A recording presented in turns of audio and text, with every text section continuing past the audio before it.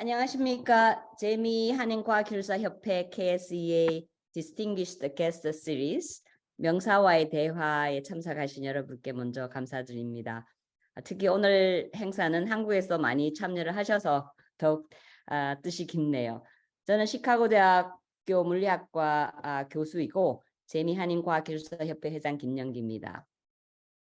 세계적으로 급속하게 발전하고 있는 과학과 기술이 국가와 글로벌 문제들을 해결하는 잠재적 방안이 되어가면서 이제 과학기술은 연구 및 개발뿐 아니라 정부와 국제기구들에게도 관심의 초점이 되어가고 있고 과학기술 외교가 중요시되고 있습니다. 특히 안보, 경제, 과학, 기술의 융복합적 특성이 강화되는 상황에서 이 과학기술 외교의 접근 방식도 많이 변하고 있고요. 특히 기술 패권 경쟁이 가속화됨에 따라 과학기술 외교 환경 역시 협력적 요인뿐만 아니라 안보적이고 경쟁적 그런 측면도 있어서 외교 영역에서 현재 과학기술이 차지하는 부분이 확대되어 가고 있는 것 같습니다. 이렇게 과학기술 외교가 중요한 시기에 제가 항상 존경해온 우리 신성철 전 카이스트 총장님께서 대한민국 과학기술협력 대사가 되셨다는 소식을 듣고 제가 정말 많이 기뻤습니다. 그래서 그 소식 듣자마자 제가 대사님께 연락을 했고 우리 명사와의 대화에 초대를 했습니다. 매우 감사하게도 흔쾌히 수락해 주셨어요. 먼저 대사님을 간단하게 소개해 드리겠습니다. 박사님은 서울대학교 응용물리학과 학사학위를 받으시고 카이스트 물리학과 석사학위를 받으신 다음에 미국 노스웨스턴 대학교에서 재료과학과 박사학위를 취득하셨습니다. 나노 자성학 및 스핀트로닉스 분야의 저명한 물리학자로서 300여 편 학술 논문 출판, 37건 특허 출원, 400여 회 학술 및 대중 강연을 하셨고 80명 석박사 포스닥들을 지도하셨습니다. 한편 한국물리학회 및 한국자기학회 회장을 역임하셨고 미국 물리학회 펠로우 및 한국한림원 종신회원이 되셨습니다. 대한민국 대통령이 수여하는 대한민국 최고 과학기술인상, 과학기술훈장 창조장 등 수많은 상을 수상하셨습니다. 신성철 박사님은 한국 고등교육의 혁신적 리더로서 1989년 카이스트 교수로 부임하여 22년간 교수 및 석좌 교수로 봉직하셨고 2011년에서 17년 대구 경북과학기술원 디지스트의 초대 총장이셨고 2017년에서 21년까지 카이스트 최초의 동문총장으로 대학 설립과 혁신에 많은 기여를 하셨습니다. 박사님은 과학기술의 열정적 주창자로서 대통령 자문기구인 국가과학기술자문회의를 위시하여 다양한 정부위원회 활동을 통해 국가과학기술 전략 및 정책 수립에 깊게 관여하셨습니다. 국가과학기술 글로벌 협력 증진을 위해 작년 11월부터 대통령 임명의 과학기술협력대사로 활동을 하고 계십니다. 지금부터 약 30분 동안 신성철 대사님으로부터 과학기술협력대사가 하는 역할 책임, 또 대사님께서 지금 계획하시고 계시는 일 등등 내용을 담아서 강연을 하겠고요. 강연 이후에 질의응답 시간이 있을 텐데 미리 강연하시는 동안에 줌 챗박스에 질문을 써주셔도 됩니다. 그러면 여러분 큰 박수로서 신성철 대사님을 환영하면 고맙겠습니다. 네, 여러분 대단히 반갑습니다. 오늘 귀한 자리에 이렇게 미국에 계신 교포 과학자님들, 주로 제 선배가 많으신데 평소 이렇게 존경하는 여러분들을 만나 뵙게 해서 대단히 반갑고요. 이 귀한 자리에 김영기 회장님께서 이렇게 초대해 주셔서 대단히 감사하고 또 과분한 속에 감사를 드립니다. 또 한국에서 또 이 줌 모임에 들어오신 또 여러분들을 이렇게 환영을 합니다.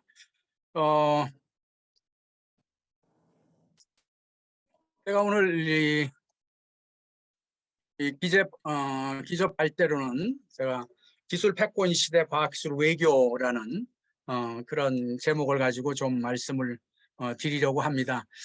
여러분, 이 기술 패권 시대에 대한 그 단어가 좀 생소하지 않으세요? 아마 이제 과학계에 계시거나 또 이렇게 학문 영역에 계시면은 이게 좀 생소한 군사 패권, 경제 패권을 들어보셨지만 기술 패권이란 말은 그 근자에 이렇게 많이 회자되는 말인데 사실 제가 이 기술 패권 시대가 도래했다는 거를 절실히 느낀 게 지금부터 약 4년 전에 일본이 이 반도체 디스플레이 핵심 소재에 대해서 한국에 수출 규제를 하고 곧 한 달 지나서 백색 국가 와이드리스트에서 한국을 제외시켰죠. 와이드리스트에서 제외한다는 거는 우리가 약 한 1200개 일본에서 수입해오던 수출 수입에 규제가 생기는 거죠. 그래서 기업은 말할 것도 없고 정부가 패닉 상태였습니다. 저는 그거를 제가 국난으로 봤어요. 100년 전에 일본이 한국을 무력으로 이렇게 침입을 해왔는데 100년 후에는 기술로 완전히 이렇게 침입하고 있구나. 그래서 국난으로 생각을 하고 그 주말에 전 교수들한테 우리가 산업체를 도와줘야 된다. 국가를 위기에서 구해야 된다. 그래가지고 전 교수들한테 우리가 소재 부품 장비 기술 자문단을 내가 출범을 하는데 참여를 해주면 좋겠다. 그랬더니 한 120명의 교수님들이 거기에 그 자발적으로 참여를 했었죠. 그때 당시에 이 정부 고위 관료가 이거 별거 아니다. 한 1년 지나면은 그냥 버티면 지나간다. 그런 얘기를 해서 제가 볼 때는 이게 단실 내에 끝날 문제가 아니기 때문에 여론을 좀 형성을 해야겠다는 생각에서 일간지하고 전면 인터뷰를 해서 우리가 이 기회에 우리가 소재 부품 장비에 그런 그 저력을 키워야 된다. 그런 얘기를 했고 또 국회에서 국회의원들하고 소재 부품 장비 분야의 글로벌 경쟁력 강화를 위한 토론회를 하면서 여러 가지 안을 마련한 그런 기억이 이렇게 생생합니다. 결국 이거는 이제 요번에 이 대통령께서 일본을 방문하시면서 새 품목에 대한 규제는 해제됐고 지난 4월 29일부로 와일리스트에서도 해제가 된 거죠. 그러니까 상당히 그런 외교적인 노력이 이제 뒤따랐던 거죠. 조 바이든 대통령이 지난 작년 5월 달에 한국을 방문했습니다. 대개 이 미국 대통령이 한국을 방문할 때 첫 공식 일정이 옛날에 청와대를 방문하거나 그렇지 않으면 오산에 있는 공군기지를 방문을 해요. 근데 삼성전자를 방문한다는 거는 제 과학자의 눈에는 이게 이제 기술이 정말 중요하구나. 미국 대통령이 그런 기술에 있어서의 동맹관계를 맺기 위해서 결국 삼성전자를 방문한다는 그런 거를 새삼 느끼게 됐습니다. 지금 미중 무역 갈등이 굉장히 고조되고 있죠. 미국에서 여러분들이 더 체감할 텐데 결국 이 무역 갈등의 위너는 누가 될 거냐. 결국 보면은 이 반도체나 AI나 배터리나 5G나 이런 데서의 승자가 결국 위너가 될 거다. 그래서 첨단 기술의 결국 패권 경쟁이 이제 벌어지고 있는 거죠. 그래서 21세기 기술 패권 시대가 오고 있는데 결국 이 시대는 과학기술이 중심축이 되는 그런 시대라고 저는 생각을 합니다. 경제통상은 말할 것도 없죠. 국방안보도 이제 첨단 과학기술전이잖아요. 드론전이나 AI전이나 이런 거죠. 의료보건 같은 경우도 우리가 코비드 19을 겪으면서 결국 과학기술이 들어가지 못하면 백신을 개발을 못하는 거죠. 사이버 보안도 마찬가지입니다. 그래서 결국 국가의 생존, 안보, 번영이 과학기술 경쟁력에 좌우되기 때문에 이 기술 패권의 쓰나미를 견디지 못하는 국가나 도시나 기업은 쇠퇴해서 토태될 수밖에 없다. 그런 시대가 되는 겁니다. 그래서 지금까지 우리가 지오폴리틱스, 비정학의 시대라고 생각을 했다면 앞으로는 테크노폴리틱스, 비정학의 시대가 이제 우리한테 다가오고 있는 것입니다. 결국 기술 패권 시대의 특징을 한 두 가지로 얘기를 할 수가 있는데 승자 독식, 위너 텍스 롤이다. 몇 가지 예를 들어보면 D램 반도체 같은 경우는 한국이 다행히도 경쟁력이 있어서 한국의 두 회사가 세계 시장에 70% 이상을 지금 점유를 하고 있습니다. 시스템 반도체 위탁 생산 같은 경우에 파운더리죠. 대만의 TSMC가 50% 이상을 차지하고 있습니다. 반도체 장비 같은 경우에는 미국과 일본이 60%를 차지하고 있어요.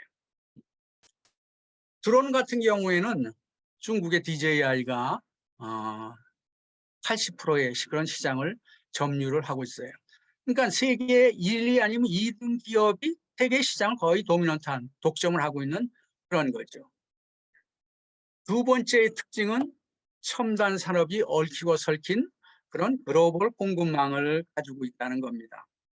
어느 나라도 한 완제품을 그 나라에서 생산한 모든 부품으로 생산한 나라가 없죠. 서로 주고받는 관계입니다.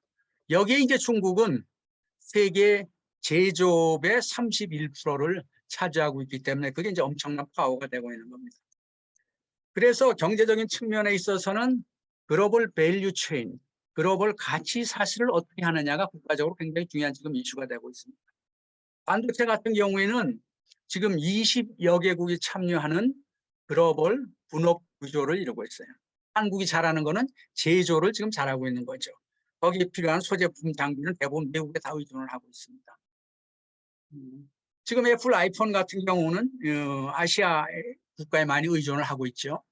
그래서 카메라 렌즈는 뭐 타이완, 디스플레이는 재팬, 그다음에 이 마이크로 프로세서는 한국에 의존을 하고 있습니다. 그래서 국가적으로 글로벌 공급망 관리가 경제 안보의 핵심이 되고 있습니다. 지금 이제 글로벌 공급망 위기가 고조되고 있는데 결국 시작은 코비드 19에 시작을 해서 지금 우크라이나하고 러시아의 전쟁이 지속되면서 서플라이가 제대로 안 되고 이렇게 고조되고 있는 근원적인 원인은 결국 미국과 중국 간의 기술 패권 경쟁이라고 생각을 합니다. 그래서 미국은 지금 중국을 배제한 공급망 구축 추진을 하고 있죠. 그래서 인도 패시픽 이코노믹 프레임워크에 경제 동맹 프레임을 구축해서 아시아 지역에서의 미국 영향력을 지금 확대해서 중국을 배제한 첨단 산업의 공급망을 지금 구축을 하고 있습니다. 나아가서 지금 미국 주도로 핵심 광물 안보 파트너십, 미너럴 세이프티 파트너십을 작년 6월에 출범을 했습니다. 그래서 한국, 일본, 영국 등 13개국이 참여하는 핵심 광물 공급망 안정화를 위한 공동 개발을 통해서 중국의 영향력을 지금 차단을 하려고 하고 있죠. 지금 미국이 중국과의 첨단 기술 경쟁을 가치 경쟁, 밸류 컴피티션이라고 규정하고 있어가지고 이 가치 동맹 중심의 무역 질서로 중국을 견제하기 때문에 저는 이 갈등이 장기화될 거라고 그렇게 예상을 합니다. 사실 미국은 21세기 시작하면서 지원 유지를 위해서 정책 및 입법을 초당적으로 지금 하고 있습니다. 21세기에 들어서면서 미국의 상원의원이 미국의 이제 대표적인 뭐 과학자들이 모이는 할리먼 한테 21세기 들어서서도 미국이 최선진국이 되기 위한 방안을 제시해봐라. 그래서 이제 이 할리먼의 대표적인 학자 20명이 모여가지고 난상 토론에서 만든 보고서가 여러분 대부분 다 아시겠지만 아메리칸 컴페티티브 이니셔티브죠. 그래서 그거를 근거로 해서 미국 의회에서 2006년에 법안을 마련을 하고 부시 정부가 사업을 초기에 시작하고 이어서 오바마 정부가 사업을 계승한 거죠. 그러니까는 이 공화당 정부에 시작해서 민주당 정부가 계승이 이렇게 되는 초당적인 그런 거를 볼 수가 있습니다. 트럼프 정부가 들었으면서 아메리카 포레스트, 바이든 정부가 빌드백 배럴, BBB 전부 다 미국 우선 정책이죠. 그러다 보니까 결국은 이제 동맹국이라고 하는 나라에까지 지금 압박을 받는 게 작년에 나온 그 유명한 두 개의 법이죠. 반도체와 과학법, Chips and Science Act. 결국 반도체 육성을 위해서 R&D 투자를 이렇게 하는데 또 기업 투자 세액 공제를 25%까지 하는 거. 그것까지는 좋은데 이게 이제 해외 우려 국가의 향후 10년간 반도체 시설 투자를 금지하는 거죠. 그래서 중국 견제를 하는 입법이고 지금 한국은 이제 중국의 공장들이 많잖아요. 거기에 증산 한도를 10년간 5%로 설정을 해놨습니다. 그러니까 중국 내에는 한국 기업이 지금 당연히 타격을 받죠. 또 인플레이션 감축법 IRA 작년 8월에 발효된 거죠.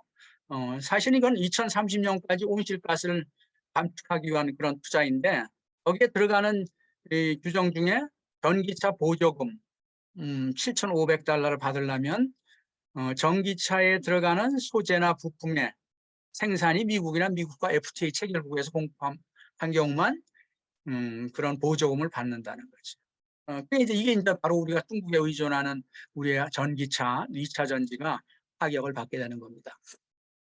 이번에 사실은 우리 윤 대통령께서 국빈 방문을 하면서 사실 가장 해결하고 싶은 이슈 중에 하나가 이거였어요. 이거를 어떻게 한국 기업들이 타격을 못 받게 하는지. 그런데 이 문제는 아직 해결이 안 되고 있어서 결국 앞으로 계속적으로 과학기술과 외교가 동행을 하면서 협상을 해나가야 될 그런 이슈라고 생각을 합니다. 과학 외교, 사이언스 디플로머시를 이 영국 로열 소사이티에서 세 가지 영역으로 이렇게 나눴어요. 첫 번째가 디플로머시 for science, 과학을 위한 외교. 이건 과학기술 발전을 위한 외교고 국제협력. 그건 우리가 이제 뭐 잘 알고 있는 거죠. 두 번째가 science for diplomacy. 이거는 국가 간의 외교 문제 해결을 위해서 과학기술을 전략적으로 활용하는 거고, 또 science in diplomacy 해서 이거는 글로벌 이슈 해결을 위해서 과학기술 국제기구 활동을 이렇게 영역을 세 개 나눴고, 최근에는 기술 외교라는 말이 나왔어요. 그래서 테크놀로지컬 디플로머시에서 테크플로머시 해가지고 이거는 외국 정부가 아닌 빅테크 기업을 대상으로 외교를 하는 거죠. 그래서 2017년에 덴마크 정부가 기술 대사를 실리콘밸리에 파견을 해가지고 국가를 상대로 하는 게 아니고 거기에 기업들을 상대로 하는 외교를 하고 있어요. 그래서 지금까지 2022년까지 보면은 약 19개국이 이 기술 대사를 임명을 지금 하고 있습니다. 그 화학 외교의 세 가지 영역에 대해서 한 가지씩만 예를 들어보면 디플로머시 포 사이언스의 대표적인 예가 유럽 육자물리연구소라고 이렇게 생각을 해요. 이거는 2차 대전 후에 유럽 국가들이 이제 분열이 되고 그러니까 루이 드브로 이거 물리학자가 이 선 설립을 최초로 이렇게 제안을 했죠.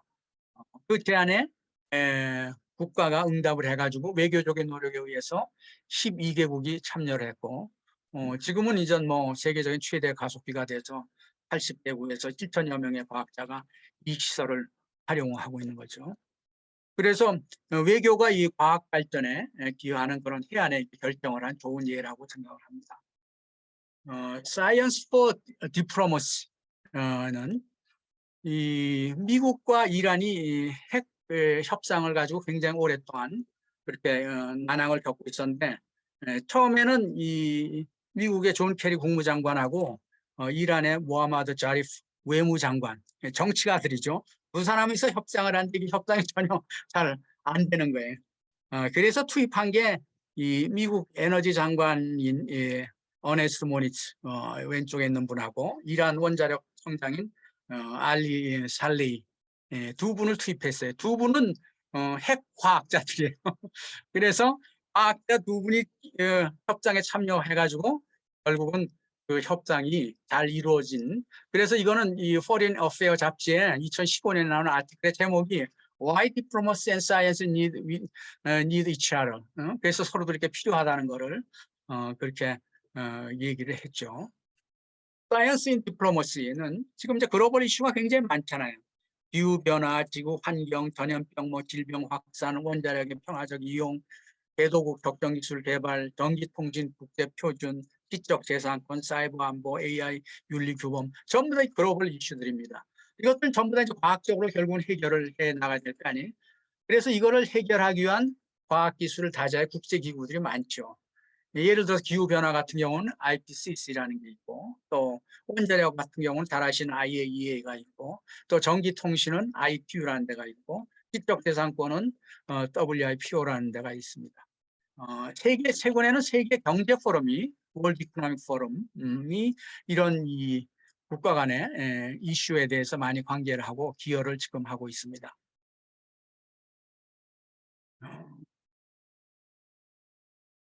이런 과학 외교라는 건 사실은 굉장히 글로벌하고 서로 도와주는 윈윈의 그런 그 형태였는데, 사실 최근에 와가지고 그런 협력적인 과학 외교, 그런 순진한 그런 나이브한 그런 과학 외교는 이제 종말을 왔다, 그런 얘기들을 지금 하고 있습니다.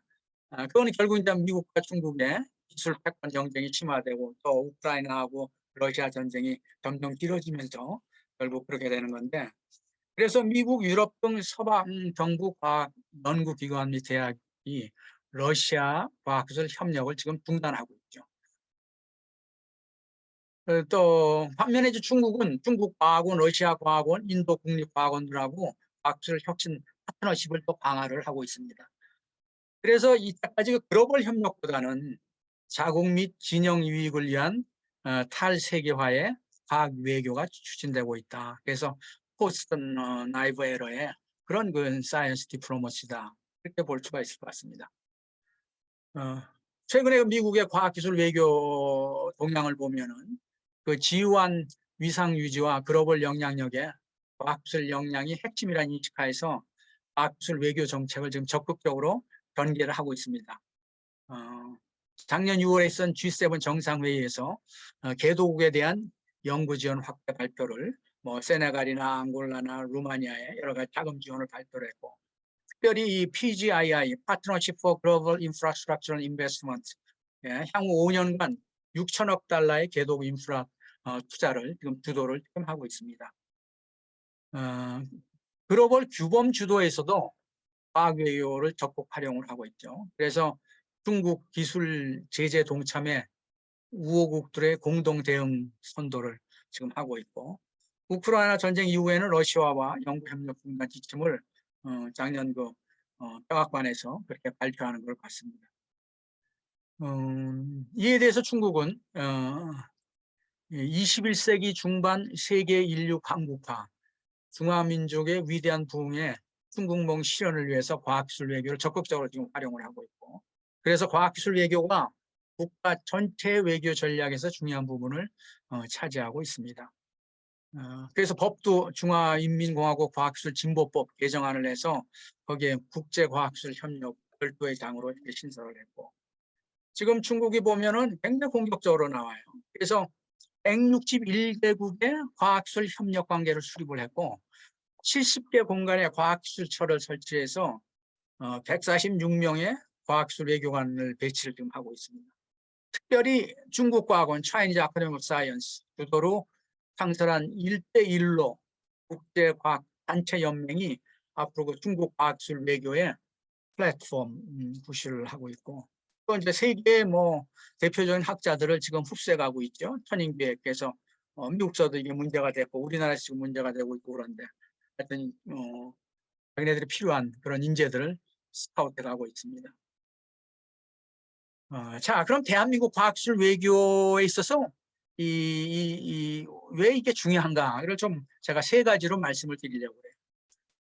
모두에도 제가 말씀드렸지만 기술 패권 시대의 생존과 번영이다. 그래서 과학기술과 외교가 동행을 해야 된다. 여기 이제 선배 과학자님들은 6.25 전쟁의 폐허를 너무 그냥 목격하셨을 거고, 적어도 6.25 동란 직후에 태어났기 때문에 얼마나 한국이 가난한 데서부터 이만큼 온 거를 목격을 하면서, 야, 우리나라가 정말 아무것도 없는데 이렇게 하는 게 정말 기적적인 일이라, 그런 생각을 자주 하게 됩니다. 우리나라는 전 세계 인구의 0.6%, 전 세계 지표면 면적의 0.07%의 작은 나라입니다. 거기다가 이 자원 빈국이에요. 그래서 자원의 대부분을 수입에 의존을 해요.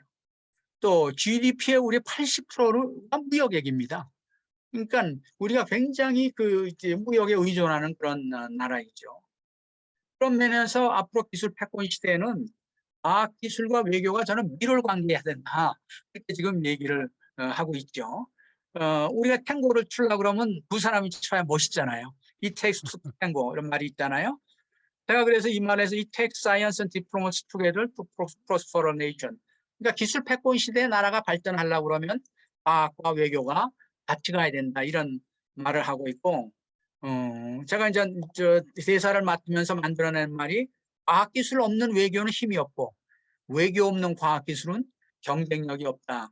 이거를 이제 지금 제가 이 정부 있는 사람들한테 많이 얘기를 던지고 있습니다. 두 번째는 대한민국은 글로벌 공급망에 매우 취약한 국가다. 우선 중국에 대한 공급망 의존도가 매우 높습니다. 중국은 우리나라 중간재는 중간 머티리얼을 가지고 중간 컴포넌트를 만드는 거죠. 그 수출 비중의 최대국의 80%로, 그 다음에 수입 비중의 64%로 핵심 국가입니다. 반도체 수출의 40%를 중국에 하고 있습니다. 또 일본에 대한 높은 소재 부품 장비 의존도가 있고 이게 아직 해소되지 않고 있죠. 저희가 반도체 디스플레이가 굉장히 중요한 수출 품목인데 이거 증가할수록 일본의 소부장 수입을 많이 해와야 돼요. 그러니까 이 일본의 무역 역조가 다 여기서 일어나고 있는 거죠. 핵심 광물, 크리티컬 미너럴 대부분 수입에 의존하고 있습니다. 리튬, 코발트, 니켈 이게 이 2차 전지의 양극재죠. 흑연 음극재. 이거 다 우리 수입해 와야 돼요. 네오디움, 사마리움, 소위 레어스, 히토리움 머티리얼 이거는 모터나 발전기에 필요한 거죠. 그것 물질도 없어요. 다 수입을 해와야 돼요. 그런데 앞으로 핵심 광물은 이 점점 수요가 급증을 해서 10년 후에 한 50배로 급증할 거라고 예상을 하고 있어요. 각 나라에서는 지금 자기가 갖고 있는 이 핵심 광물을 이 자원 민족주의에 활용을 하려고 그래서 그 현상이 지금 침화되고 있습니다. 에너지 대외 의존도가 매우 높죠. 화석 연료 아직 우리가 여전히 사용을 하고 있는데 화석 연료의 93%를 우리가 수입에 의존하고 있습니다. 그러니까 이런 것들이 지금 과학기술 외교로 풀어야 될 이 이슈들이죠. 세 번째는 이 선도국 대비 연구 자원이 매우 열악하다. 그래서 글로벌 협력이 아주 중요하다입니다. 저희가 지금 이 R&D 이 투자를 많이 증가를 해가지고 지금 이제 한국 돈으로 한 100조 원 시대에 들어갔다고 그러는데 GDP 대비 R&D 투자는 2022년 통계로 보면 4.81%로 이스라엘 다음으로 제일 높아요. 그런데 절대 규모 면에 있어서는 총 연구 개발비는 미국에 비해서 한 12%고 또 연구원 수는 중국에 비해서 한 20%의 수준입니다. 그래서 우리가 선택과 집중을 할 수밖에 없어요. 그래서 이번 정부에서 택한 12개의 국가 전략 분야가 있습니다. 반도체 디스플레이, 2차 전지, 첨단 모빌리티, 차세대 원자력, 첨단 바이오, 우주항공, 수소, 사이버 보안, 인공지능, 차세대 통신, 첨단 로봇, 양자. 근데 이거를 우리나라만 하면 얼마나 좋겠어요. 근데 이게 다 뭐냐면 미국, 중국, EU, 일본이 하는 거죠. 그러니까 결국은 뭐냐면 과학기술 강국과의 글로벌 주도권 전쟁에 들어갈 수밖에 없는 거죠. 어떻게 여기서 우리가 서바이브를 할 거냐. 글로벌 협력이 굉장히 중요하죠. 두 가지 예만 들겠습니다. 양자기술 퀀텀 테크놀로지는 여러분 잘 아시다시피 현재 디지털 기술을 대체할 21세기의 게임 체인저가 될 가능성이 있다고 그래서 과학 선도국들이 다 달라붙고 있죠. 한국의 지금 기술 경쟁력을 미국이 한 60%로 보고 있습니다. 특허는 미국의 한 5%밖에 지금 안 돼 있죠. 그래서 한국 나름대로 앞으로 이 양자 컴퓨터, 양자 통신, 양자 센서 분야에서 타겟을 정하고 지금 연구를 하고 있습니다. 우리의 연구 인력은 얼마냐면 박사급 연구 인력이 200명이 지금 안 됩니다. 연구 개발비는 중국의 20분의 1, 미국의 10분의 1, EU의 10분의 1 정도입니다. 그러니까 우리가 이런 적은 리소스를 가지고 어떻게 어떤 분야에서 경쟁력을 가질 수 있느냐. 그거는 결국은 이 과학 선도국과의 국제 공동 연구를 해야 된다는 생각을 하고 있습니다. 우주 항공 분야가 앞으로 굉장히 중요한 분야죠. 한국은 지금 세계 7번째로 달 궤도선의 보유국입니다.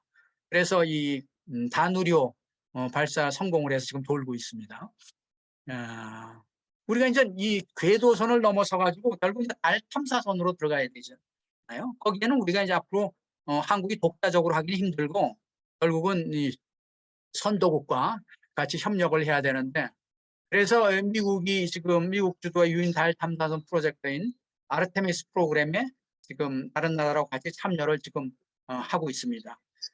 그래서 이 계획이 결국 유인선으로 가고 2030년까지는 달 장기 체류를 목표로 하고 있는데 거기에 이제 한국이 이제 얻어 타서 뭔가 기여를 해야죠. 이 아리테미스 프로그램에는 중국은 미국이 원천적으로 제의를 지켰고 러시아는 불참을 선언을 했어요.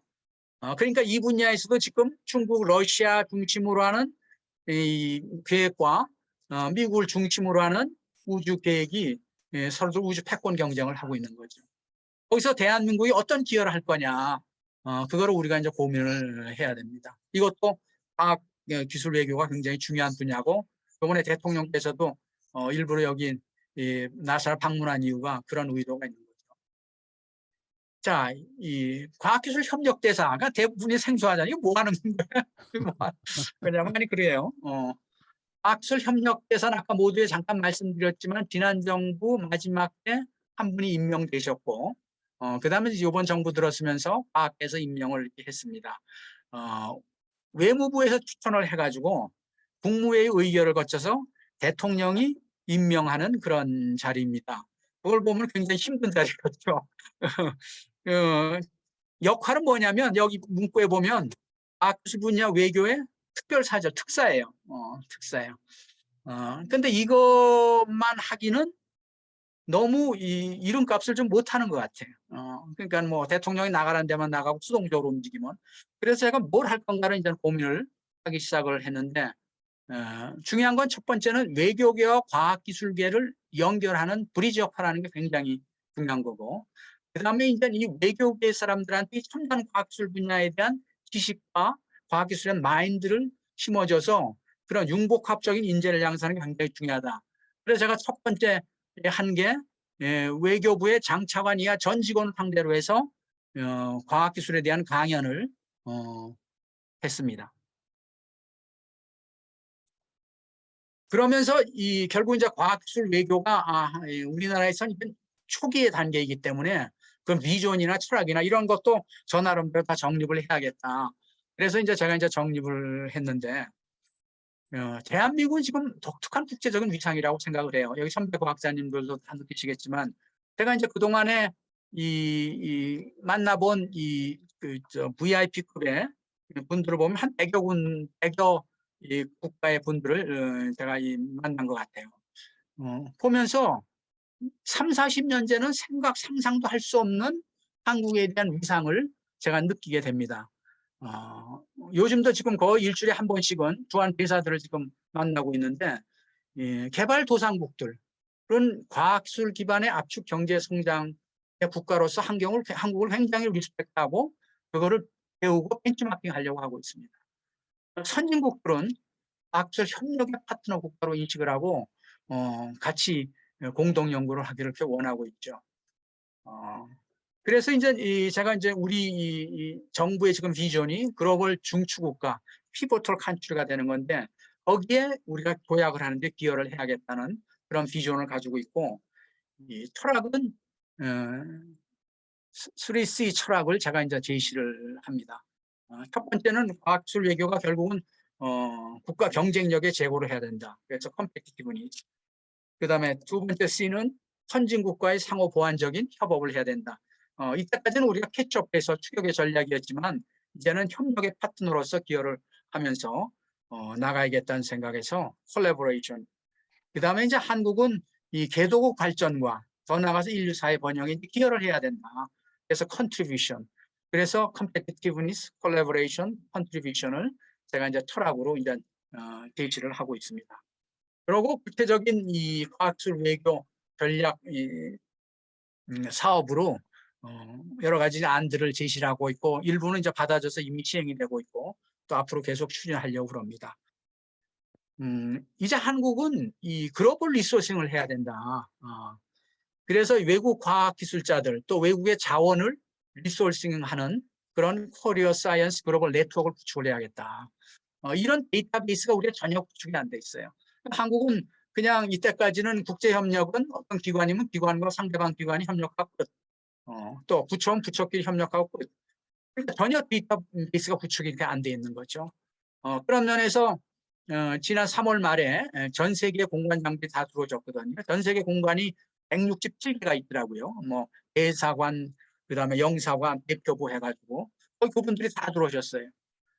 저한테 이분들을 상대로 해서 강연을 하라고 그래서 제 일생의 대사들을 상대로 해서 모든 강연을 상상을 못했는데 과학기술사로서는 굉장히 좋은 기회라고 생각을 해서 그때 이제 과학기술 외교가 얼마나 중요하다는 얘기를 하고 여러분들이 그 현지에서 과학기술 외교의 선벽 역할을 해야 된다. 그를 강조를 했습니다. 여기에 저는 재미, 과역, 또 이제 세계 이제 여러 개 과역이 있는데 굉장히 이 역할이 중요하다고 생각을 해요. 그래서 진짜 재미 과역 같은 경우는 G1 국가의 과학자들이시기 때문에 거기에 있는 우리 과학자들의 이 리소스가 어떻게 돼 있는지 그런 거에 대한 데이터베이스를 좀 구축을 하면 좋겠다는 생각이 들어요. 아마 이런 거는 프로젝터로도 충분히 할 수 있다고 생각을 하고 또 김 회장님도 그 계속 이어가지고 리소싱에서 한국과의 그런 협력을 우리 교포과학자들이 같이 하면 좋겠다는 생각이 듭니다. 사실 이제 뭐 요새 최근에 이제 한국에 많이 다녀오셔서 알겠지만은 한국의 과학 수준이 아주 처지지는 않거든요. 상당한 수준이기 때문에 이 선도국과 서로 협업의 그런 파트너의 그 역할을 할 수 있다고 생각을 하고 있고 또 한국이 GDP 대비 연구원이 많기 때문에 연구 아이디어만 좋으면은 연구비가 상당히 이렇게 많습니다. 그래서 그런 거를 좀 잘 활용하면 좋겠다는 생각이 듭니다. 두 번째는 주요 과학기술 협력 국가에 과학기술인의 사이언스 아타세를 임명을 하면 좋겠다는 걸 제가 계속 얘기를 하고 있습니다. 지금 우리나라는 13개국에 16명의 과기부 주재관을 파견을 하고 있고 미국 대사관에 보통은 파견을 했죠. 근데 이분들이 대부분은 행정관료예요. 그러니까 행정관료가 잘할 수 있는 외교 영역이 있죠. 그렇지만 이제 약점은 뭐냐면 그 나라의 과학계를 파고 들어가지 못해, 학계를 파고 들어가지 못해요. 그래서 이게 주재국의 그런 과학술계와 교류를 이렇게 못하고 있는데 지금 한국에 나와 있는 선진국 대사관은 사이언스 아타세들이 다 있습니다. 대표적인 게 이탈리아 같은 경우에는 보통 한 번 나오면 2년씩 있는데 지난번에 있는 사이언스 아타세는 원래 교수 출신이에요. 교수 출신인데 자기가 외교를 하고 싶다 그래서 외교부 임명을 받고 왔는데 8년을 있었어요. 그러니까 그 정도 있으면 한국의 웬만한 과학자보다는 한국 과학기술 정책을 훨씬 잘 알고 있고 또 과학기술에 누가 대표적인 인물인지 잘 알고 있고 요번에 새로 이제 후임 사이언스 아타세가 왔는데 그 모든 정보를 후임한테 다 연결을 해줘요. 그렇게 하고 사이언스 아타세가 자기가 저를 직접 만나기 힘드니까 자기 대사를 통해서 저를 만나자 그래서 이제 대사가 오찬을 초청을 해가지고 그 자리에서 그분도 풀입다를 하는 그런 분인데 벌써 과학계하고 이 얘기가 다 이게 통하더라고요. 그래서 한국에 어떤 과학자들이 있고 그래서 이제 지금 여러 가지 하고 싶은 그런 토픽에 대해서 제가 중간 역할을 지금 해주고 있습니다. 그 다음에 이제 미국과의 과학기술 협력을 동맹으로 격상하자. 제가 이 얘기를 하고 있습니다. 그래서 이번에도 동맹이란 말, 과학기술 동맹이란 말이 나오는데 그래서 이 미국의 이게 주요 기관하고 MOU를 체결을 해가지고 우리가 상호 보완적인 협력을 하면 좋겠다. 그래서 항공우주는 나사하고 보건의료는 NIH하고 국방안보는 알파하고 하고 기초과학은 NSF하고 해가지고 이거를 우리 교포과학자하고 한국에 있는 과학자하고 같이 이렇게 프로포저를 써가지고 그렇게 해서 한국도 매칭 펀드 내고 저기서 매칭 펀드 내서 그렇게 해서 협업적인 연구를 하면 좋겠다는 생각이 듭니다. 그 다음에 이제 유럽 과학 강국과의 기초과학 협력 강화, 그래서 호라이즌 프로그램에 들어가고 또 과학 방소국들하고의 바일레터럴 그런 공동 연구를 지금 추진을 하고 있습니다. 그 다음에 이제 개발도상국의 이공계 우수 인력 양성이 전 참 중요하다고 생각합니다. 왜냐하면 이제 한국이 이만큼 발전을 했기 때문에 이제 호혜적인 그런 일을 국제사회에 해야 된다. 그래서 이 호혜적인 과학기술 외교는 결국은 대한민국의 좁은 땅덩어리를 세상에 넓히는 지경을 넓히는 게 되고 결국 지경을 넓히면 우리가 경제 영토를 넓히는 그런 계기가 될 거라고 생각합니다. 그래서 개도국에 대학을 설립을 해서 친한 리더를 양성을 하자는 것이죠. 그래서 시작한 게 케냐 카이스트 프로젝트입니다. 2019년에 저희가 이제 케냐 카이스트 프로젝트 킥오프 세리머니를 했는데 사실 케냐는 1962년에 세계 최빈국 중에 하나였어요. 한국과 같이. 그러던 나라가 한국은 2020년에 3만 불 국민소득이 되고 자기 나라는 아직도 2천 불밖에 안 되거든요. 그래서 2030년까지 중진국으로 진입하겠다. First Industrialization을 통해서. 그래서 여러 가지 이 내셔널 프로젝트를 생각하는데 그 중에 하나가 케냐의 카이스트를 설립하는 거였죠. 그래서 이제 저희가 같이 노력을 해가지고 지금 공사가 진행이 되고 있고 이거는 이 ODA 사업으로 한국에 차관을 주고 해가지고 선기 베이스로 모든 커리큘럼을 한국에서 쏴주고 거기에 이제 건물들도 한국에서 다 책임지고 해주는 겁니다.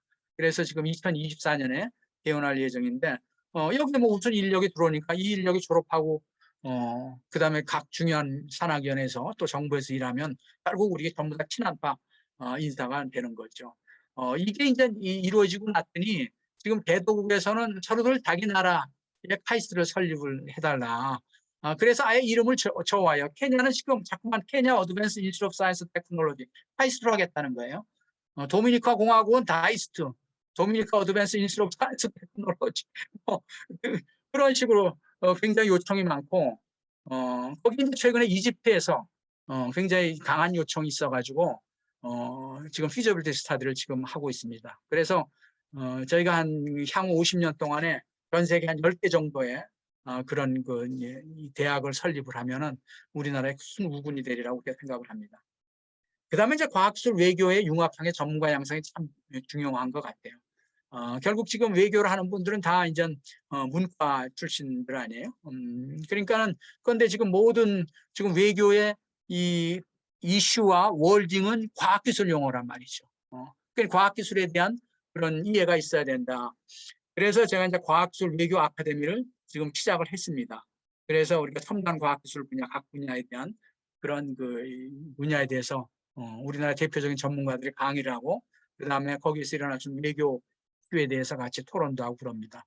그래서 외교관을 위한 과학기술 교육을 하고 좀 더 나아가서는 또 과학기술자 중에서도 그런 외교 교육이 필요하니까 앞으로 그것도 더 확장해 나가려고 그럽니다. 또 이제 궁극적으로 우리가 과학기술 외교의 그런 로드맵을 앞으로 수립을 하면 좋겠다는 그런 생각이 듭니다. 그래서 시간이 이제 많이 지났는데 제 이제 마지막 슬라이드입니다. 대한민국은 지난 반만 년간 아시아의 변방국가였습니다. 치성파고로가 조용한 아침의 나라라고 그랬잖아요. 그거는 참 멋있게 표현하는 것 같아요. 그게 뭐냐면 변화가 없는 나라라는 거죠. 근데 아니 20세기 중반까지 희망이 없던 세계 최빈국이었잖아요. 그러다가 21세기 초에 이 한강의 기적을 이뤄가지고 거의 선진국 이제 문턱까지 이렇게 가게 된 거죠. 대한민국은 제가 볼 땐 위기 대응에 DNA가 있는 민족이다. 이 6.25 동란 직후에 메가더 장군이 뭐라고 그랬냐면 그 폐허된 모습을 보면서 한국이 1세기 안에 재건되는 거는 불가능하다. 임파서블이라고 그랬어요. 그런데 한국 사람들은 임파서블을 억스럽게 하나 나가지고 아예 파서블로 읽는 민족인 것 같아요. 그래서 거기서 우리가 금융위기도 하고 이 외환위기도 다 극복을 해가지고 오늘날 여기까지 온 거 아니에요. 그래서 이제 지금 이제 새로운 우리가 비전이 글로벌 중추국가다. 그러면서 세계에서 중심적인 역할을 하는 그런 국가로 도약하는 것이죠. 어떻게 그렇게 도약할 수 있을까? 글로벌 패권 시대. 첫 번째는 우리가 글로벌 공급망을 관리하는 게 굉장히 중요하고, 두 번째는 과학기술 강국을 구현하는 게 중요하고, 세 번째는 과학기술 외교를 강화하는 게 중요하다는 그런 말씀을 드리면서 제 기조 발표를 마치겠습니다. 감사합니다. 네, 감사합니다. 아주 저는 많이 배웠습니다. 저도 조금 알고 있었다고 생각했는데 정말 그 많은 생각을 하게 해주는 그런 강연이었습니다. 감사합니다. 예, 제가 그러면은 제가 하나 질문을 하고 그 여러분한테 질문을 받게 했으면 좋겠는데요. 네. 마지막에 그 이 과학인들이 기술인들이 네. 그래서 어떤 나라들 보면은 외교관과 같이 업무를 할 때 수행하는 그 과학기술인들 같이 수행하는 그런 제도가 있는 나라들도 있는데 네. 한국은 어떤 식으로 하는 게 좋을 것 같나요? 그 앞으로 아까 이제 제가 그랬어 사이언스 아타세 그 얘기를 했는데 예, 사실 예. 이제 사이언스 아타세라는 그 제도를 한국 이제 제도 만드는 데까지는 항상 시간이 걸리거든요. 예, 그러니까는 그러니까요. 예. 사실은 그 무슨 이슈가 있을 때마다 거기에 필요한 전문가 들한테 한시적으로 의뢰를 해가지고 예. 같이 수행을 가는 게 참 중요할 것 같아요. 글쎄요. 그런데 예. 우리나라는 그 분위기가 지금 안 돼 있어요. 저도 이제 여기 음, 와서 이제 보면은 예를 들어서 어디 이 VIP께서 외국의 석학을 만난다. 그럼 거기에는 과학자들이 한국의 과학자들이 많이 참석을 하고 있어야 될까, 동행을 하고 있어야 될까. 예. 그런데 거기에 대부분은 정치가가 다 들어가 있어요. 아무 관계 없는 장관들이 거기 들어가 있는단 말이죠. 그러니까 그게 이제 뭐냐면 결국은 정치하는 사람들 입장에서는 어떻게든지 VIP 옆에 있는 게 중요하다고 생각을 하니까 그런 자리가 있으면 서로들 그냥 들어가려고 그러거든요. 근데 그런 의식들이 좀 바뀌어야죠. 예. 실질적으로 거기서 도움을 줄 수 있는 사람. 왜냐하면 결국은 그 한 나라의 디시전 메이커들이 그게 이제 뭐 대통령이든 장관이든 그분들이 과학술에 관심을 갖는 것만 해도 저는 굉장히 큰 거예요. 근데 그 관심이 과학계에 내려와서 그 다음에 팔로우업이 돼야 될 거 아니에요. 그렇죠. 실질적으로 협력 연구가 이루어져야 될 거 아니에요. 근데 대부분은 이벤트 행사로서 끝나요. 그래서 그거를 제가 지금 계속 지금 좀 지적을 좀 하고 있습니다. 그래서 그런 분위기를 우리가 만들어가는 게 굉장히 중요할 것 같아요. 그렇다고 제가 요즘 사실은 뭐 이제 교수님들이나 학자들이 과학자들이 은퇴하고 나서도 이렇게 자기의 그런 쌓았던 지식이나 이런 것들을 국가 발전을 위해서 또 사회 변화를 위해서 선하게 이렇게 봉사하고 싶은 사람들이 많거든요. 그러니까는 최소한의 이런 그 경비만 지원을 하고 그렇게 같이 봉사할 수 있는 기회를 주려고 그러면 할 사람 참 많을 것 같아요. 근데 그런 인식의 변화가 네. 바뀌어야 되는 거죠. 그게 굉장히 중요한 것 같아요. 예. 알겠습니다. 사실은 질문. 요번에도 조금만 좀 애드하면은 네. 요번에도 사실은 이제 국빈 방문을 할 때 네. 그 일정을 뭘로 할 거냐 그거를 가지고 여러 사람들이 아이디어를 집어넣어요. 네. 거기를 굉장히 아이디어 집어넣습니다. 저도 이제 굉장히 여러 가지 아이디어를 넣었는데 그걸 택하는 거는 거기에 가까이 있는 사람들이 정적인 파워를 갖고 있는 사람들이 택하는 거거든요. 거기서 우선순위를 뭘로 하느냐 그런 것들에 대한 결정을 할 때 사실은 이제 과학자들의 보이스가 많이 들어가게 하는 그런 시스템 구축이 중요하고 시스템 구축되기 전에는 이제 분위기를 만드는 게 참 중요하다고 생각을 합니다. 예. 예. 질문 있으신 분 그냥 말씀을 하셔도 되고 유재원 교수님 말씀하세요. 예, 신성철 대사님 많이 배웠습니다. 정말 감사합니다. 정말 많이 생각하신 것 같고, 네, 역시 그 기초과학을 하신 분으로서 굉장히 그 생각을 아주 폭넓게 하시는 것 같은데요. 제가 감사합니다. 사실은 질문이 두 개가 있는데, 네, 첫 번째 질문이 두 파트예요. 하나는 이렇게 그 여러 가지 일을 많이 하시고 계시는데, 아까 그 임명장을 보니까 네, 그 term이 1year더라고요. 예, 1년인데 그거를 음, 어떻게 컨티뉴이티를 음, 인슈어할 수 있느냐, 어떻게 네, 하면은 이게 계속 지속적으로 되어갈 수 있느냐 하는 게 하나 음, 있었고요. 그다음에 그 대사님께서 하시는 것 중에 하나가 이제 개발도상국을 돕는다. 거기서 네, 이제 아프리카, 특히 이제 아프리카를 도우시는 건 저는 굉장히 좋다고 생각하거든요. 네, 그런데 그 가장 큰 문제는 거기서 그렇게 트레이닝한 사람들을 한국에 들어와서 한국에서 그 인력을 쓸 수 있도록 만드는 거는 음, 한국의 지금 현재 그 인구 문제도 음, 인구가 딸려가지고 한국에서 그 레이버가 모자라는 거, 음, 테크니컬 레이버가 모자라는 것 같은 거를 도와줄 수 있는 방법이긴 한데요. 네, 그게 한국의 가장 큰 문제점 중에 하나는 제가 여기 미국에 살다가 한국에 와서 보면 항상 문제되는 게 한국에 있는 외국인들이 정말 불안한 눈들을 갖고 있더라고요. 그러니까 음, immigration policy가 제대로 음, 그런 사람들을 서포트할 수 없어서 음, 그래서 그런 트레이닝을 받은 사람들의 맨파워를 잃어버리는 경우가 있지 않느냐. 음, 그럼 그거를 어떻게 솔브하실 생각이 있으신가? 음, 그거가 첫 번째 질문입니다. 네, 네. 그 맞아요. 그 1년 텀에 대해서는 전 뭐 많은 사람들이 한국은 뭐든지 단기, 속전, 속결 뭐 이런 거 아니에요? 단기적인 거는 아직 생각을 못 하고 있고, 그래서 제가 하여튼 저는 그래서 제가 이제 사건 능동적으로 하는 게 일단 그라운드 작업이라도 제가 해놔야지. 그 다음에 이제 다음에 누가 이어서 이렇게 갈 수 있는 그런 거를 만들어야겠다는 생각이 들고요. 그 외국의 주한 대사들이 이제 제가 주한 대사로 친하게 이렇게 지내고 그러니까 한국의 거버넌스에 대해서 뭐 컴플레인이나 뭐 어드바이스 할 게 없냐 그랬더니 왜 한국은 그렇게 자주 바꾸냐. 아마 자주 바꾸는 이유가 우리를 잘 모르게 하려고 자주 바꾸는 거 아니냐. 농담반 진담반을 하는데 지금 제가 외교부 와서 놀란 게 외교부의 한 부서에 있는 과장, 국장 이런 분들이 1년밖에 안 있어요. 한 부서에. 그렇게 하고 로테이션이에요. 그러니까 이때까지 한국의 분위기는 뭐 항상 빠르게 쫓아가는 그런 분위기였기 때문에 한 부서에 오래 있으면은 자기가 이 고이고 썩는 물이 된다고 생각하는 거예요. 그러니까 다양한 경험을 하는 게 중요하다고 생각하는 거지.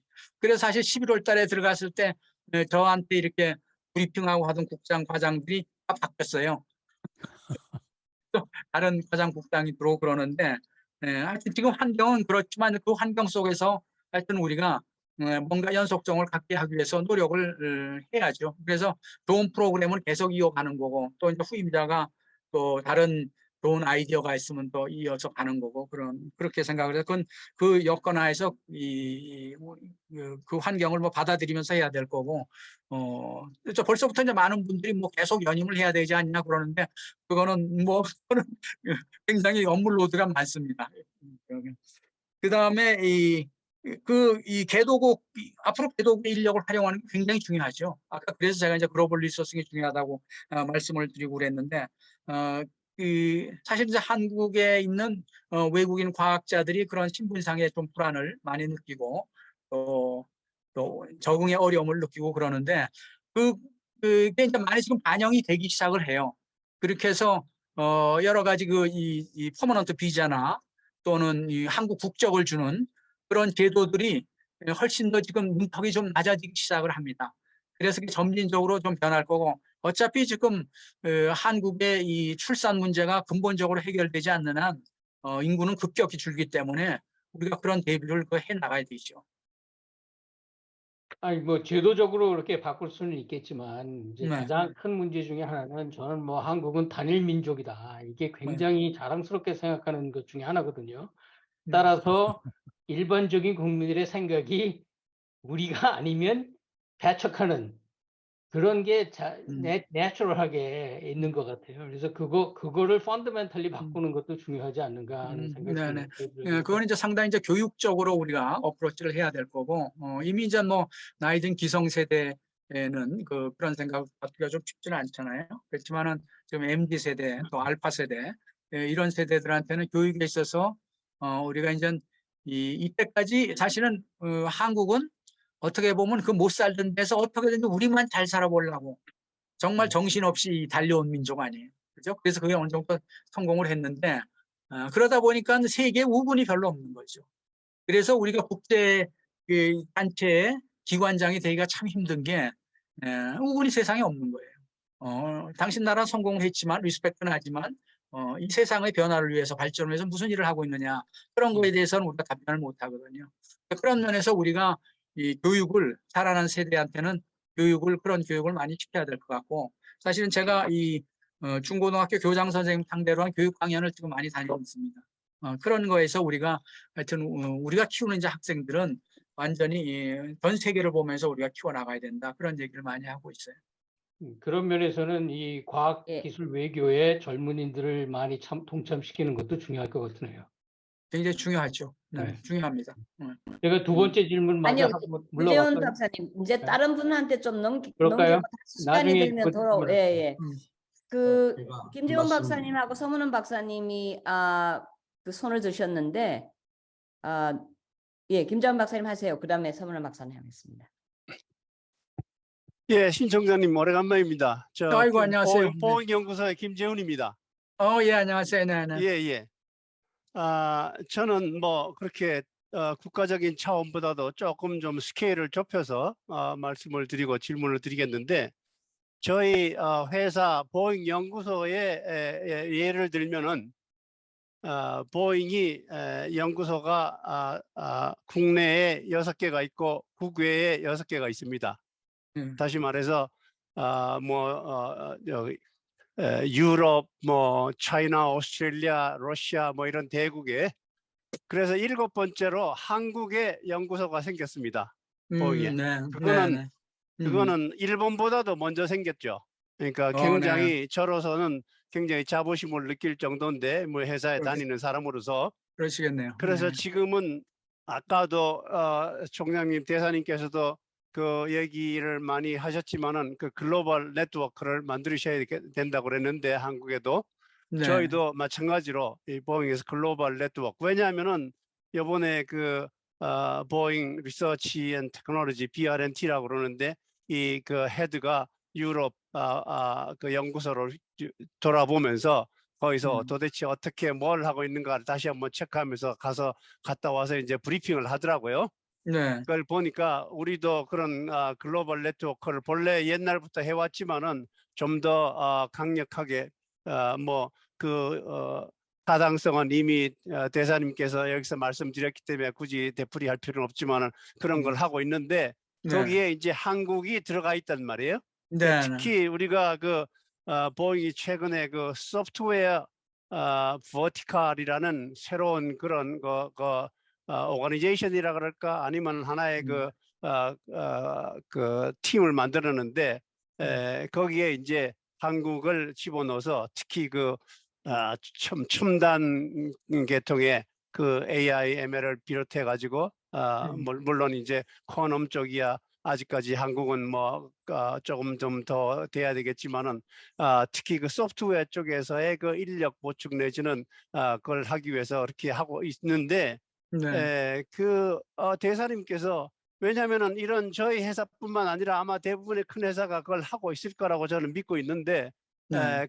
그쪽에서도 좀 신경을 쓰셔가지고 이러한 기회를 좀 더 make full use of, 이용을 좀 하셨으면 어떨까 하는 그런 생각이 들어요. 왜냐하면은 네. 이거를 한쪽에서 우리가 이제 그런 쪽으로 한다면 한국에서도 적극적으로 그걸 네. 이용해서 그 글로벌 네트워크에 참여하면서도 이용하는 방법이 있을 거라고 저는 생각을 하거든요. 네. 제가 좀 더 말씀을 드리고 싶지만은 여기 짧은 시간에 질문하실 분이 많아가지고 저는 이제 그냥 그럼 주제만 던지고 그렇게 한번 생각을 해주시면 좋겠다는 생각을 말씀을 드립니다. 네, 그 말씀 감사합니다. 염두에 두겠고요. 거기 예. 보잉 그 지사장이 내정이 됐나요? 거기는 당연히 있죠.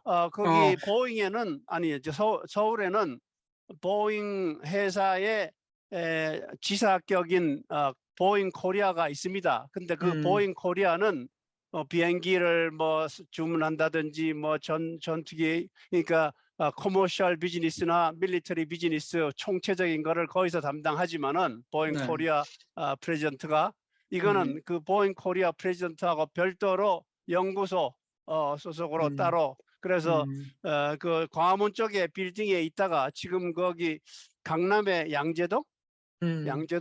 그 저 가까운 데 있네요. 예, 코스코 근처에 어디에 새로 네. 빌딩을 지었다 그러는데 제가 안 가봐서 잘 모르겠습니다만, 혹시 그래서 저걸 하면 제 연락처를 좀 주셔가지고 한번 그 지사장 만나고, 그러면 우리 저 한국 인력 교류도 할 수도 있고, 그러면 한국이 지금 전투기도 막 생산한 나라니요. 그렇죠. 여러 가지 그 협력을 할 수 있을 것 같아요. 그래서 한번 그렇게 제 연락처를 주시죠. 그 자세한 연락처를 그럼 우리 회장님이 좀 네, 회장님이 해서, 저에 대한 걸 다 알고 갖고 있습니다. 계시니까. 저한테 보내주시면은 제가 네. 보잉 코리아에다가 연락해서 네. 신 대사님을 좀 만나봐라. 네네. 감사합니다. 예, 감사합니다. 오늘 잘 네네. 들었습니다. 네, 대단합니다. 감사합니다. 네네. 그리고 한 가지 더, 회장님. 우리 여기에 시애틀 초경사관에 과학관 이종원 박사를 제가 초빙을 해서, 여기 지금 이종원 박사가 그걸 잘 듣고 있을 겁니다. 그래서 나중에 질문이 있을지 모르지만 제가 이종원 박사를 불렀습니다. 네. 시애틀 감사합니다. 초경사관의 안 그래도 보니까 과학관입니다. 네네. 계시는 것 같아서. 감사합니다. 예. 네, 서문호입니다. 신 박사님, 우선 제가 이 말씀을 들으면서 네. 느낀 거는 도대체 신성철 박사 같은 분이 대한민국의 앰베서더로 한 분밖에 안 계시다니. 그렇죠? 그것도 이제 두 번째 임명이 되셨는데, 그래서 이제 퀘션이 아니고 감멘트인데, 우리나라가 우리 과학기술 교육에 대해서 그런 걸 교육시키려는 게 아니고 우리가 폭넓은 교육을 시켜야 되겠다, 그런 네. 생각이고요. 그다음에 16명 행정관료가 있다 말씀하셨는데, 그러면은 우리가 대한민국에서 행정관료를 보내든지 뭐 과학기술에 보내려면은 니드가 우선 있어야지 보내잖아요. 특히 네. 외교 같은 데서. 제 생각인데 우리 재미과협에 지금 50년이 지났어요. 51년째인데. 네. 우리가 각지에 영사관도 있고 없는 데도 있는데, 우리 재미과협, 우리 김영기 회장님 뭐 아주 브라이트하신 분인데, 네. 한번 뭐 내년이 아니고 즉시 금년에 이제 7월에 미팅 있어서 나가시는데 한번 말이죠, 우리가 인포멀한 그 과학기술 대사를, 현지 대사를 볼런티어로 임명하시는, 임명보다도 뭐 돈 주는 게 아닙니다. 예, 예. 그런 식으로 한번 활용하시는 방법이 있겠다, 그런 생각이고, 참 제가 굉장히 스트라이킹하게 들은 거는 이제 협력 관계에서 우리가 동맹을 해야 된다, 그런 말씀. 얼마나 맞는 말씀인지 몰라요. 네. 그런데 나는 동맹을 하려면은 상호 투자가 있어야 되는데, 난 뭐 연구비를 줄이라는 말은 안 해요. 연구비 쓰는 것만큼 우리가 동맹에 투자를 해야 된다, 그런 말씀을 제가 드리고 싶습니다. 이상입니다. 네. 네, 하여튼 다 좋은 그 코멘트로 봤고요. 저도 뭐 전적으로 동감을 합니다. 사실 지난번 주재관들, 공관장들 다 오셨을 때, 그때 이제 주미 대사, 지금은 이제 안보실장이 되셨지만, 내 강연 끝나고 나서 저녁 우리 만찬 같이 하면서 그 얘기를 하더라고요. 본인도 이 주미 대사관에 이 과학 전공 사람을 이렇게 뽑아야겠다는 생각을 자기가 하고 있다는 거죠. 그래서 그런 데는 직접 들어가서 할 수 있는 거고, 또 아까 지금 말씀하신 대로 그런 볼런티어로 이렇게 봉사로 해서 일하는 그런 것들도 앞으로 굉장히 좀 중요하다고 생각을 합니다. 그래서 그거는 제가 외교부에 좀 건의를 할게요. 네, 감사합니다. 다음은 안세영 박사님, 그 다음에 박찬모 박사님. 예, 저 안세영입니다. 신 대사님 너무 좋은 강연 감사드리고요. 우리나라 이 외교, 과기 외교 이런 거 시작하는 게 이제 굉장히 이제 작은 스텝이지만 대단한 방향으로 나가고 있는 건데, 이거를 너무 관주도라기보다 대사님 하시는 동안에 이 민간 같이 좀 많이 섞어서 중국이 예전에 했던 그런 방식, 초기에 미국의 과학관을 우리나라의 김영기 대사관, 과학관 한 분이 나와 있을 때, 그때 중국에서는 과학관을 80명, 80명을 보낸, 그다음부터 계속 그랬지만은, 그게 전부 뭐 베이징 대학 아카데미 뭐 이제 대거 참여를 시키고 그랬던 거, 우리도 한번 그런 일을 해보면 좋지 않을까. 또 다른 하나는 지금 대사님께서 이 보이는 과학기술 외교를 하시는데, 그 굉장히 중요한 거이죠. 그런데 이제 외교라는 게 다 보이게만 할 수는 없는 거 아닙니까? 그러니까 안 보이는 외교, 이 behind diplomacy의 중요한 것들이 우리가 역사적인 고려, 또 철학적인 고려, 우리 아까 유재현 박사가 단일 민족 자꾸 그러시는데, 사실 우리가 몽골 계통의 단일 민족이 아니고 터키까지 다 형제 국가였었는데, 역사적인 어떤 철학적인 배경을 좀 봐가면서 그렇게 안 보이는 외교도 중요하지 않은가. 그리고 마지막으로 이제 하시는 김에 이 인구 뭐 이런 미국이 하고 있는 거하고 한국이 하고 있는 거하고 이 비자 프로그램이 굉장히 좀 차이가 납니다. 그래서 우리나라도 실질적인 너무 정치적인 그런 배려가 아닌 과학기술 박사급이라든지 석사한테는 그런 비자 프로그램을 과감하게 좀 폭넓히게 하는 그런 네. 것도 국내적으로 해주시면 좋지 않은가. 감사합니다. 네네. 아주 네. 굉장히 동감하는 그런 건의라고 생각을 하고요. 하여튼 많이 그 임플리멘테이션 노력하겠습니다. 특별히 그 아까 이제 민주도의 과학 외교, 저는 그게 굉장히 서스테이너블하다고 생각을 해요. 사실 관주도의 그 과학 외교는 이게 이제 어차피 이게 뭐 봉사직이나 임명이 아니에요. 그러니까 이게 뭐 장관이 바뀌고 정권이 바뀌고 그러면은 계속 서스테이너블하기 힘들죠. 근데 민에서 그런 게 있으면은 그거는 서스테이너블 할 수 있죠. 그분이 이제 관심이 있어가지고 계속 하기 때문에. 그러니까 그 과학기술 외교의 역량을 민에서 키우는 거는 굉장히 중요하다고 생각을 하는데, 근데 이제 그거를 누가 알아줘야 될 거 아니에요. 예를 들어서 저도 그러니까 주한대사가 저를 뭐 계속 만나려고 그런 이유가, 그리고 대통령이 임명을 했으니까 만나려고 그러지. 그렇죠. 그러니까 뭐 조그만 단체에서 했다 그러면 누가 만나주려고 그러세요? 그러기 때문에 그런 그 어떤 면에서 볼런티어 베이스에 민에서 할 수 있는 그런 분위기를 만들 수 있는 그런 어떤 체제, 이런 것들 좀 고민을 좀 해봐야 될 것 같아요. 그래서 그런 것들은 제가 좀 고민을 할게요. 아주 좋은 의견이십니다. 예.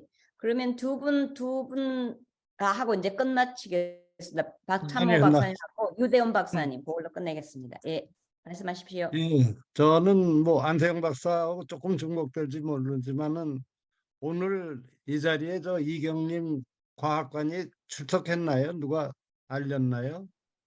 제가 알려드렸습니다.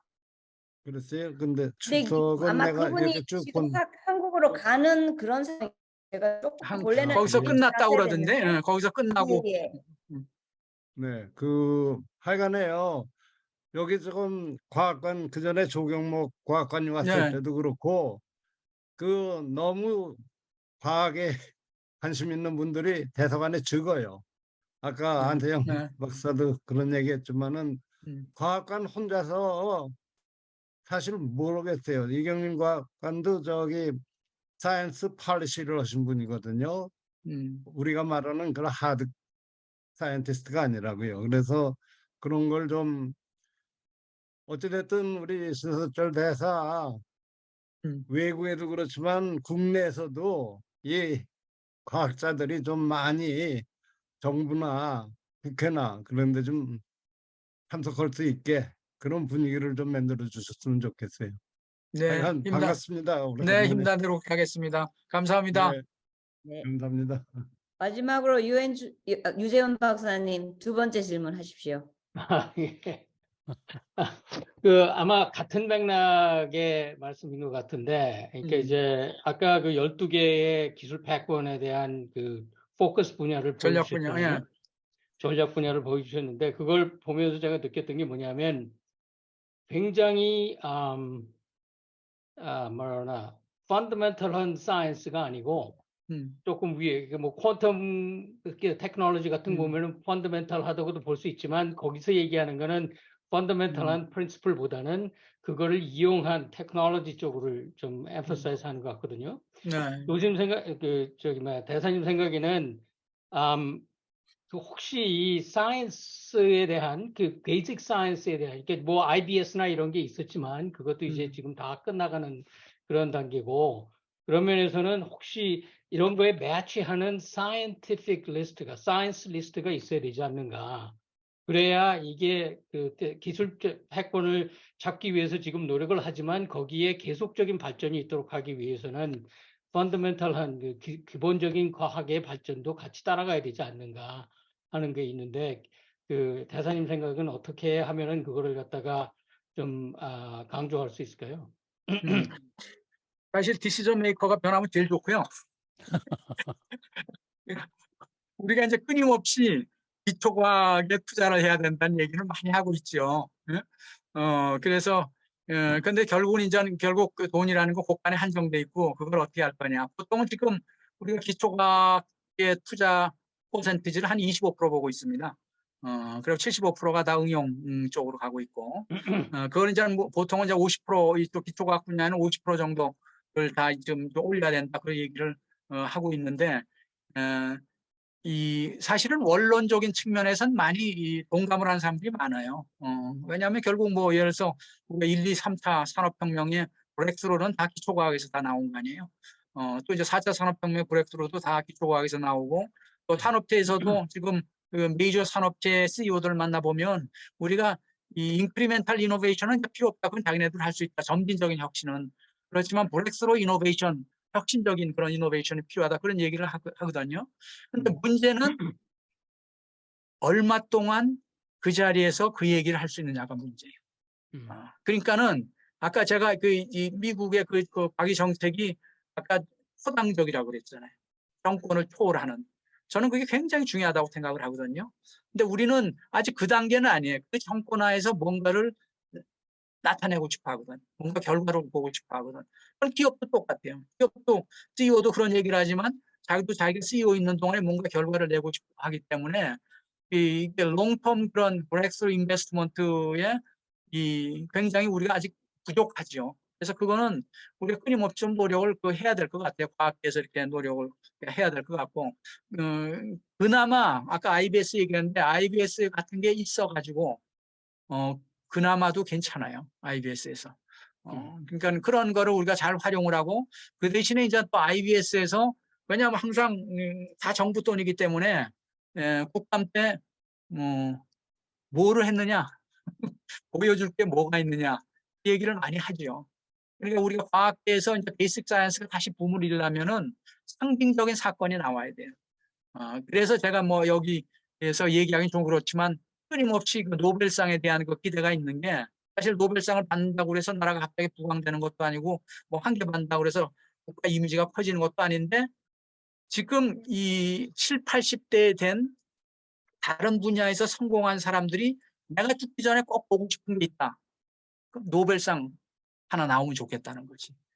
사실은 그래서 사실은 카이스트가 우리가 펀드레이징을 많이 할 수 있는 이유가 그 기대가 있는 거거든요. 그러니까 과학기술의 미래의 희망이고 뭔가 이 상징적인 거를 이렇게 하면 좋겠다는 그런 얘기를 하는데 그런 이 사회적인 분위기가 이 정부의 디시전 메이커들이 어느 정도의 포트폴리오로 해서 이거는 우리가 정말 이 도전적 과제 또 인류가 못 풀던 난제에 할 수 있는 그런 연구 쪽으로 쓰겠다는 그런 디시전 메이커들의 그런 결심이 있어야 되는데 그게 조금씩 변해요. 변하기는. 그래서 그런 도전 과제들이 나오기 시작을 합니다. 제가 카이스트에 있을 때는 예를 들어서 특이점 과제라 그래서 싱귤러리티 프로페서, 싱귤러리티 프로젝터 그걸 하는 싱귤러리티 프로페서 그런 걸 했거든요. 그거는 뭐냐면 이때까지 인류가 못 풀던 문제, 또 새로운 브렉스루 아이디어 그런 것들. 그래서 이 연구재단이나 이런 데서는 너무 엉뚱한 아이디어라서 연구를 못 받는 그런 것들에 우리가 투자를 하자. 그래서 그거를 좀 시작을 하고 있고 정부도 그런 챌린지 프로젝트를 지금 정부도 좀 시작을 하고 있습니다. 그래서 조금 지금 변해가는데 우리가 과학계에서 볼 때는 좀 답답한 면은 좀 있죠. 결국은 뭐 제 첫 번째 질문으로 돌아가는 것 같습니다. 그러니까 그 지속성의 문제, 네. 제도적인 지속성 유지, 그거가 굉장히 중요한 것 중에 하나인 것 같고요. 그 다음에 한 가지 제가 또 지적하고 싶은 거는 한국의 예를 들면 펀딩 에이전시나 이런 데 보면 행정하시는 분들이 펀딩을 디사이드 하지 과학하시는 분들이 디사이드 하지는 않더라고요. 그러니까 그 분야에 계속해서 계셨던 분들이 디사이드 하지 않기 때문에 그분들은 이제 조금 더 그나마 그 분야에 있으니까 앞날을 보고 그걸 위해서 하실 만한 responsibility가 있으실 것 같은데 행정하시는 분들은 그거하고는 조금 이렇게 괴리감이 있지 않은가. 그래서 거기에 또 정부 부처에도 과학하고 기술을 하신 분들이 들어가야 되지 않는가. 그런 제도적인 게 마련되지 않는가 하는 생각이 드네요. 네, 저도 뭐 동감이고요. 하여튼 과학기술자들이 과학기술의 영역 그 내에서 좋은 업적을 내고 하는 것도 굉장히 중요하지만 다양한 분야에서 그런 영향력을 미치는 그런 자리에 들어가는 게 굉장히 중요하다고 생각을 합니다. 맞습니다. 감사합니다. 네. 네, 이것으로 오늘 명사와의 대화 신성철 대사님과의 좋은 만남이었습니다. 네. 감사합니다. 네, 감사합니다. 네.